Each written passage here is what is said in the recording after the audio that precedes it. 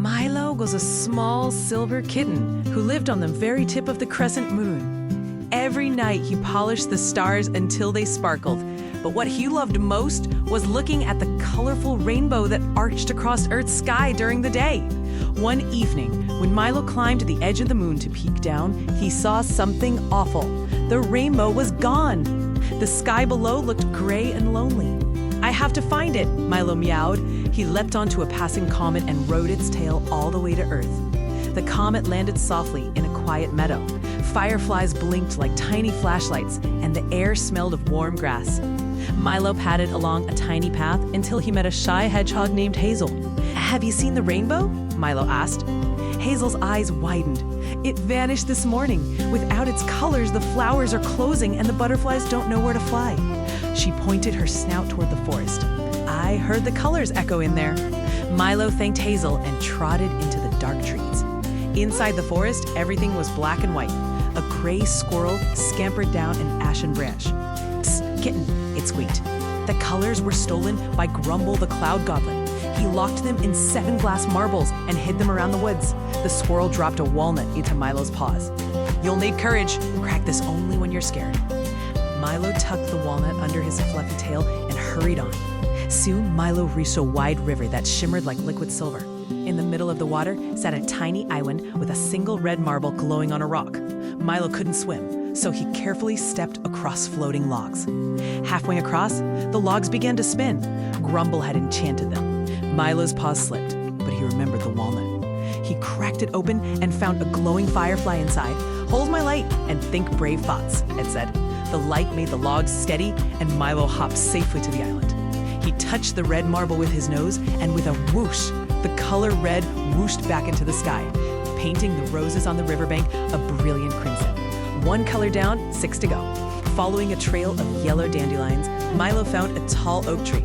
High in its branches, something golden gleamed. "That's my marble," Milo chirped. He climbed the trunk, but the branches turned smooth as glass. Halfway up, Milo felt dizzy. A gentle breeze carried the sweet song of a bluebird. "Sing your favorite tune, and the tree will remember it's your friend," the bird advised. Milo purred a happy song his mother used to sing. The bark softened, leaves rustled, and the yellow marble rolled into his palms. Yellow zipped into the sky like a shooting star, turning the sunflowers sunny again. Deep in a shadowy cave, Milo spotted the green marble, glowing like an emerald. Before he could grab it, Grumble himself appeared. He was a soggy gray cloud with stubby legs and a frown as big as a pancake. "You'll never take my colors," he thundered, flashing cold lightning. Milo's whiskers trembled, but he remembered why he had come. "Colors aren't meant to be kept," he said bravely. "They're for everyone to share." He puffed up his tiny chest and meowed the same happy song he had sung to the oak. The cave filled with warm echoes. Grumble's lightning softened into harmless silver confetti. The cloud goblin's frown wobbled, then turned upside down. He had never heard a happy song inside his gloomy cave. Milo gently rolled the green marble toward him. "Let's put them back together," he offered. Surprised by kindness, Grumble agreed. They collected the remaining marbles quickly. Blue from a pond where Milo lured it with a dragonfly's help, orange from a sandy hill he reached by riding a friendly turtle, indigo from a star-lit puddle that reflected the moon, and violet from the top of a rainbow beetle's shiny shell.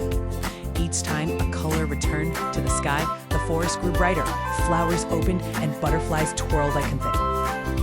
Finally, all 7 marbles were empty. Grumble looked around at the sparkling new rainbow stretching overhead and gave a shy smile. "I didn't know the world was so pretty," he murmured. Milo invited him to polish stars on the moon, where clouds are always welcome. Grumble's eyes twinkled like dew. Together they climbed a moonbeam ladder back into the night. From that evening on, whenever you see a puffy cloud shaped like a smiling kitten riding beside the rainbow, that's Milo and Grumble, sharing colors with everyone below. And if you listen closely, you might hear Milo's happy song carried on the wind, proof that even the smallest kitten can bring back the biggest rainbow.